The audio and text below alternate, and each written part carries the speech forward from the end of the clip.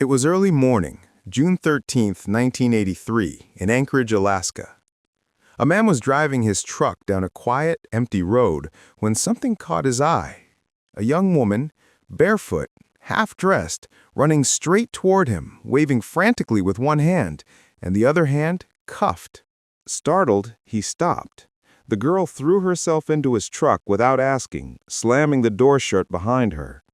Her face was pale, her wrists bruised, and she kept looking over her shoulder in terror. She begged him to drive, anywhere but here. He took her to the nearest hotel, and as soon as they arrived, the girl bolted inside, still wearing one handcuff. The hotel clerk froze in shock as she watched the terrified girl collapse at the front desk. Moments later, the police were called. When the police arrived, they knocked on the door. The girl answered, and they found her trembling and barely able to speak. The police knew something was wrong because of her appearance. The girl was only 17 years old and from Anchorage. Her name was Cindy Paulson. Terrified, Cindy told the police everything. The night before, a man in a car named Robert Hansen, a slim, bespectacled man in his 40s, polite, the kind of person you wouldn't hesitate to interact with, approached her. He offered Cindy money for her services. Of course, she agreed, unaware of what awaited her, which is what we will now tell.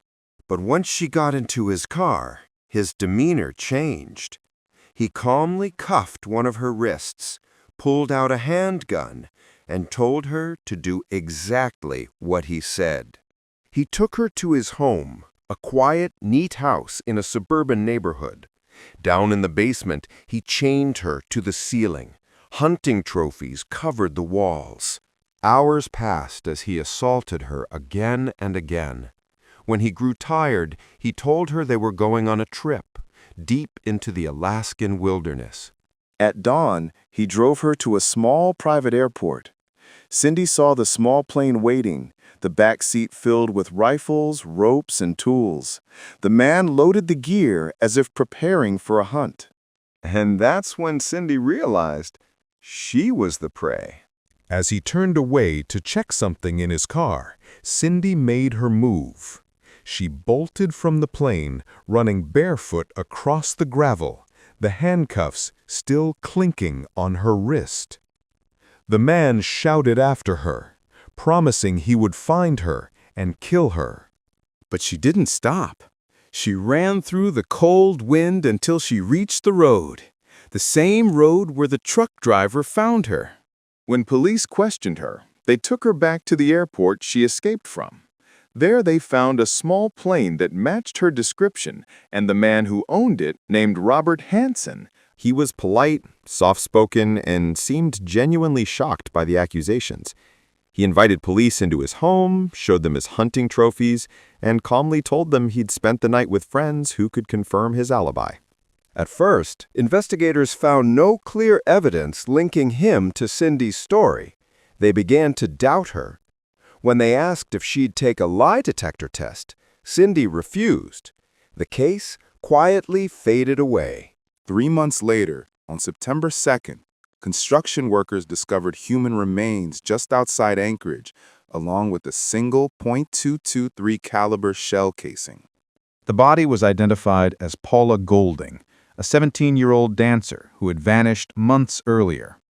Ballistics showed the casing came from a hunting rifle, a .223 caliber, the same weapon Cindy had described in her story. But the girl's body was near the bodies of other girls, including one found a year earlier named Sherry Morrow, another dancer from Anchorage.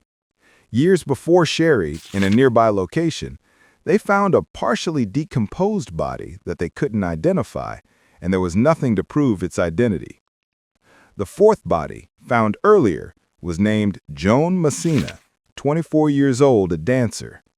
They were all killed in the same brutal way, by a .223 caliber rifle bullet. The police realized what they were dealing with, a serial killer. Agents from the FBI were brought in, including profiler John Douglas. He studied the crime scenes and built a psychological profile of the killer. A middle-aged man, socially awkward, obsessed with hunting, running a small business, likely someone who stuttered and felt powerless around women.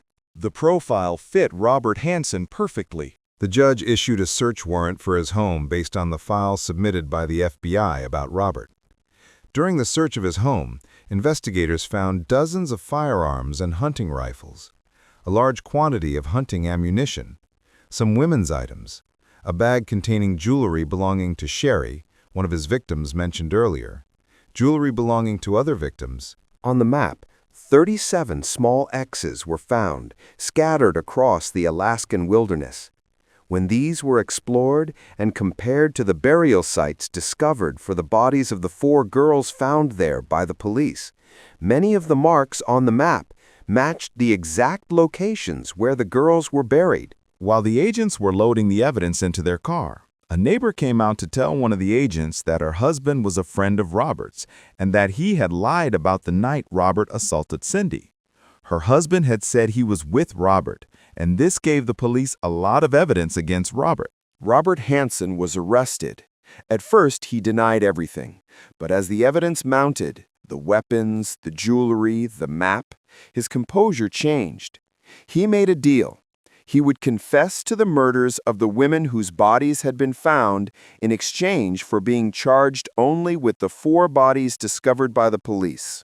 Robert Hansen admitted to luring women, usually dancers and sex workers, by offering money for photos. Once they agreed, he would handcuff them, fly them deep into the woods, and set them free, only to hunt them down like animals. He stalked them through the snow with his rifle, watching them run, terrified, before finally shooting them.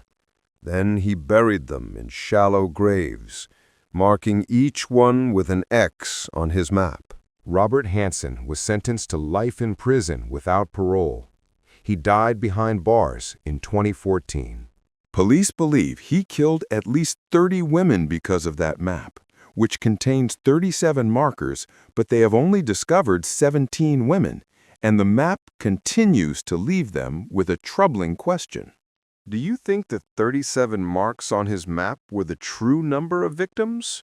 Or were there only 17 as police discovered? Let me know your thoughts in the comments. If you enjoyed this story, don't forget to like, share, and subscribe for more dark mysteries like this one.